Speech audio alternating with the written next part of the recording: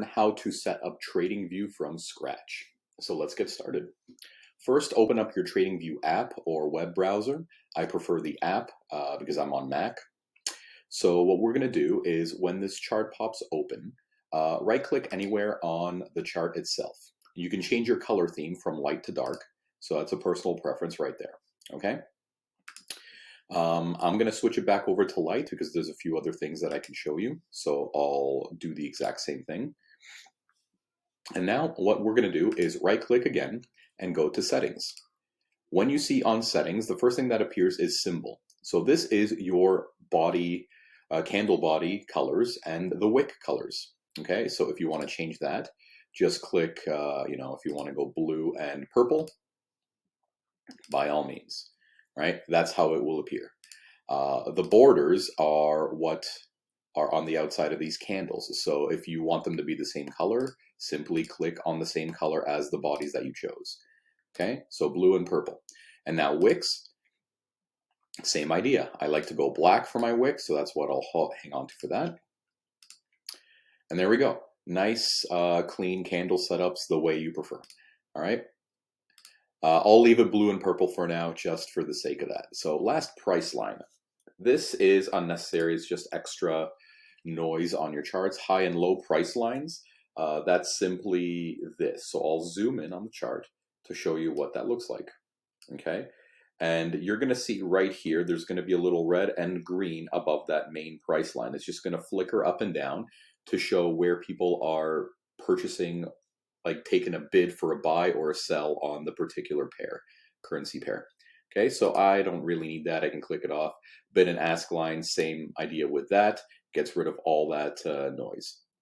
Okay, right here, session, don't really worry about that. It's not that important. Precision, default, that's specifically, like, let me show you one-on-one. It's just right here on the side what decimal place you want your currency pair to go to. All right, you can go as far as this, but it's totally pointless because pips and pipettes really go to the the sixth decimal place.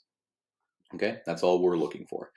And time zone wherever you live. So I live in Mountain Time. That's what benefits me. I'm going to stay on that. Status line. I don't touch anything on here. This is all very straightforward. You can play around with it later on if you want, but there's really no point. The status lines can stay the same. Scales. Scales, I haven't touched either. I leave scales the same. Appearance. So background, solid or gradient. This is what you're going to notice. If I want gradient, I have two colors to choose from. And what it's going to do is transition from one color to the next, right? If I want it solid, it's just the one color that I choose in the background, and that's all I prefer, okay? So we'll leave it at white. Vertical grid lines and horizontal grid lines. That's the grid lines that you see in the background of your chart. If you don't want to see them, just simply move the opacity down to 0 on both of them. As you notice, you can't actually click them off.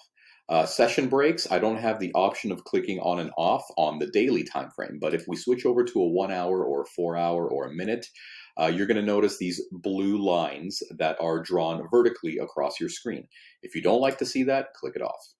If you do like to see that, click it on, choose the type of line you want, and the color and the opacity of these as well. You can switch that down to 40% so they are slightly in your background. Scales text. That's just the size of the numbers that you're going to see here. So if I put it to 28, they're going to be gigantic. Okay? Just as an example. So 12 is what I like to keep it at. Crosshair, I like to have black lines. It's a little more vibrant. As you can see, the crosshair on the screen right now, the vertical and horizontal lines that are created from it. Okay? The watermark, it's just whatever currency pair you're using, it'll pop on the background of your chart. Right? And so I don't really use that. And the top, bottom, and right margins, it's just how far you want the chart to pop from those sides. And really, that's it. That's the best way to set up your TradingView. All right? And what we're going to do on the next video is explain how to set up your watch list. So stay tuned.